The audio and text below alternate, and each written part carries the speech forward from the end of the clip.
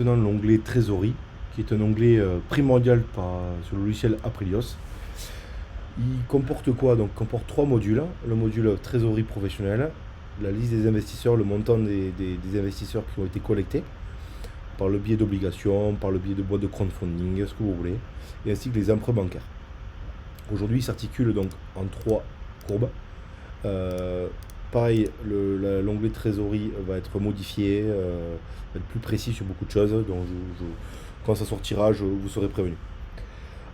Aujourd'hui, comment ça marche? Donc, déjà, premièrement, dès que vous accédez au logiciel, définissez un solde de votre compte à une date antérieure. L'idéal, c'est mettre une date il y a à peu près un an pour un solde bancaire. Comme ça, on sera hyper précis si vous avez des opérations l'année dernière. Donc, vous définissez un solde. Donc, là, c'est là où vous démarrez la trésorerie réelle. Premièrement, on va commencer par la trésorerie. Donc, tous les points que vous voyez réguliers. Donc, ça, c'est la liste des charges pro que vous allez indiquer là. Vous avez des charges fixes liées à votre entreprise. Vous les indiquez et nous, on les divise par 2, on les divise par 12, pardon. Et tous les mois, ils sont enlevés de votre trésorerie. Comme ça, on se rapproche au plus près de la réalité. Même les charges ponctuelles, par exemple, vous achetez un ordinateur, un bureau, des choses comme ça, vous les mettrez dans la charge pro et ça sera enlevé de votre trésor. Comme ça, vous avez un suivi au plus près. Donc ça dépend que de vous, si vous êtes rigoureux par rapport à ça ou pas. Ensuite, à chaque fois que la courbe baisse, c'est qu'il y a un apport. Donc, exemple là, je crois que c'est ici, voilà, j'ai un apport de 140 000 euros sur un terrain. Donc, ma trésorerie baisse à l'instantané à date de l'acte d'achat, qui est dans opération.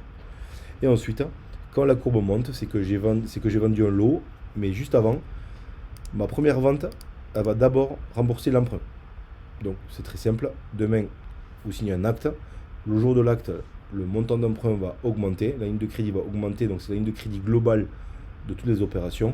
Donc vous avez la courbe qui remonte. Donc là, ça veut dire que le 1er novembre, j'ai signé un acte et j'ai emprunté 465 000 euros. Donc c'est ce que vous avez écrit là. Ensuite, à chaque fois qu'il y a une vente, votre courbe baissera. Donc c'est le cas ici, une vente, un achat, une vente, une vente, un achat, une vente. Et ensuite, dans l'opération, quand il n'y a plus d'emprunt lié à l'opération, on passe sur la courbe des investisseurs. La courbe des investisseurs, donc si vous en avez sur certaines de vos opérations, donc dès que l'emprunt est remboursé, ça remboursera automatiquement les investisseurs.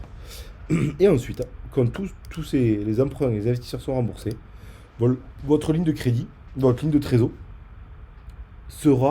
remontera, parce que les ventes qui vont suivre alimentera votre trésorerie. Donc vous récupérerez l'apport, si c'est l'apport qui vient de votre trésor, et vous récupérez votre marge.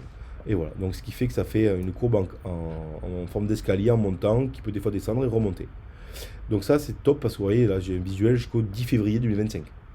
Donc c'est-à-dire que j'ai estimé des ventes de lots que j'aurai en février 2025. Donc je trouve que ça quand même assez intéressant, permet de gérer votre trésorerie au mieux, au plus près, dans le but de grossir, dans le but de se mettre en sécurité, au sens que si vous voyez que, je sais pas, voilà, vous voyez, bon, là ça démarre à zéro parce que j'ai pas mis le solde en 2021, mais je veux dire, si demain vous êtes proche de zéro, vous voyez, là c'est le cas ici, il me reste 24 000 euros de marge, bon, mais là il faut que je me bouge les fesses pour remonter la pente quand même. Donc là, c'est dire quoi, baissez vos prix de vente, trouver d'autres solutions pour la commercialisation. Cela vous permet de vous faire réagir et de vous activer.